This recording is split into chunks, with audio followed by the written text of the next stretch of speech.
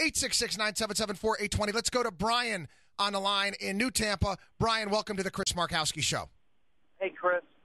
I just kind of wanted to call. I would definitely want to talk about education. I think I've got some really good ideas to help strengthen public school education. But I wanted to also, a few weeks ago, I don't know if you remember, we were talking, and I said that I had applied for a grant from the NEA, National Endowment for the Arts, because I'm a performance artist, is what I want to do. And I kind of thought about what you said, about how it's just taken off from taxpayers and stuff. So I've decided to withdraw my request, and basically I'm just going to start performance art, probably, I don't know, maybe Clearwater or Ybor City when the weather warms up, and I'll just kind of put out a big hat and ask people to donate with their conscience, and in that way I'm Brian, can I tell you? I'm giving back. Brian, can I tell you a quick story? Can I tell you? Do you mind? Yeah. When I finished college, I had maybe about $1,800-$2,000 in my pocket, and I wanted to go to New York, and I have various different things that I want to do with my life, and it's all about pretty much giving back and doing all sorts of things that I would love to do and have the money to do. And I said, you know what, I'm going to go to New York and I'm going to work on Wall Street and I'm going to build up my own business. I'm going to learn how the world works and all these various different things. And I went down there and I got a job on Wall Street, didn't pay very much at that point in time. And I waited tables and I bartended and I did everything and anything I could to basically see my dreams. I learned a lot about Wall Street, a lot of the crooked nonsense that goes on, which led me to my next business when I had to leave the firm that I was working for with my brothers and basically start over. I went back once again, waiting tables, bartending, putting that money back in my business so I could see my dream. Now, Brian, if that is your dream and that's exactly what you want to do, you also have to find a way so you can live while you're building up whatever type of performance art that you want to do and you want to live off of. And that's what it's all about. I figured it out. What's I've that? already figured it out. Well, I'm getting the TANF, the temporary need for for families. I mean, I just I don't. But Brian, if you're fully capable of going out and getting a job and doing it on your own, I'll do respect.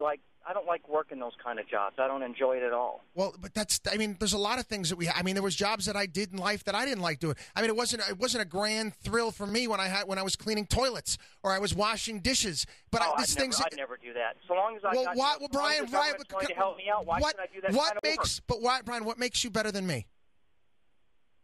Well, I don't know about better, but I'm certainly smarter by not doing that kind of work, and I'm still getting by without having. So anybody in particular. You're above doing that type of work, is what you're telling me? No, I just don't like doing it. Well, there's a lot of things in life. There's a lot of things in life that you don't have to do. But sometimes there's a means to an end, right? There's a lot of things in life that you may not like to do, Brian, but you have to do. Because you got to put food on the table. And this is why, you're making it difficult, Brian, because you know what? There's people out there that have been unemployed for an extended period of time. We've had them call here the program that have got out, 300, 400 resumes, and they still don't have a job, and they're still looking for a job. And they would take anything. They would take anything. Yet, have you tried? You still feel the need. You're taking money out of those people's, mouths, and you're taking money away from it when you can go out and you can get a job on your own.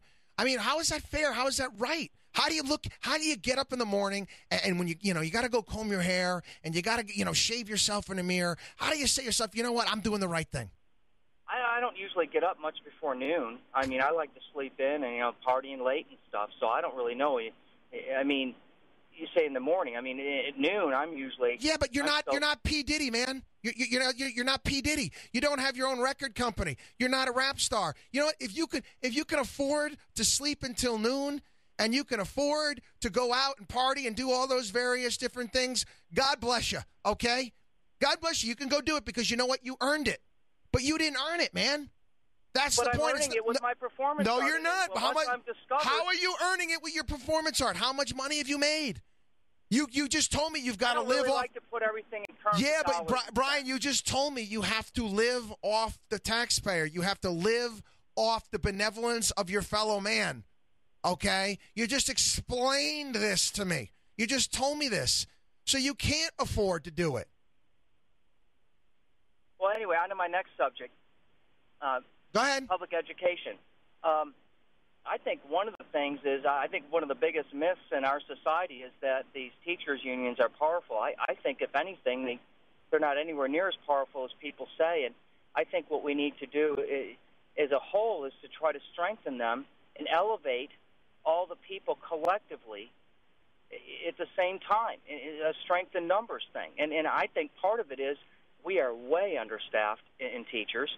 I think if we could, well, I know doubling probably wouldn't happen, but if we could add another 30% to the teachers in the classrooms, we'd have these kids learning so fast it'd make your head spin. I mean, we need more teachers. We need a stronger union. Mm-hmm. Okay, how's that going to work? Where's the money going to come from? Where's the money going to come from? We're gonna have how many? You want to hire all these various different teachers, and you think money educates kids? Do you think that the schools in Shanghai have more money than we have in, let's say, the school district in Washington D.C., which spends over $20,000 per student? Well, that's partly because they don't have the same opportunity. Well, they're doing better. A lot of those places. No. Well, they don't have the same opportunity to learn. In what way, shape, or form? They're spending over $20,000 per student there in Washington D.C. They're not spending that in China. Money. That's not enough money. Okay, obviously. Money always solves a problem, is what you're saying?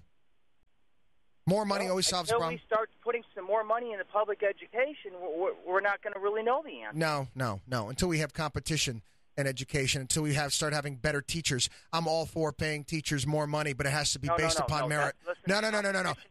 It has to be based upon merit. If you stink as a teacher, you get fired. Just as much as Brian, just as much as if I sucked, Brian, just as much as if I sucked as a dishwasher when I was washing dishes, or I didn't do it. My father used to deduct pay because it was my father's cleaning business. He was a school teacher, but he was also at a cleaning business. He would deduct pay. He would go around and check on our work, and if we left like a piece of paper on the ground or a sink wasn't clean the right way or a toilet wasn't clean the right way, he would take money away from our pay. It was performance-based, like everything else in life is performance-based. It's that simple.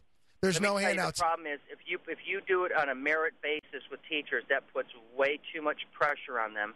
And with that kind of pressure to perform, there's no way they can concentrate on teaching the kids. You can't put that kind of pressure on. Okay. Can't put that kind of pressure. No, you're right, Brian. You're right. I guess when you really look at it, Chris, the public school education, it really always boils down to one thing. And that is the man is trying to keep he's back. Students down. He's and back. I'm sick and tired of it. Yeah, the man is back. He's back. Ryan, thanks for listening to the program. 866-977-4820, 866-977-4820. The man returned. Sade, take me away.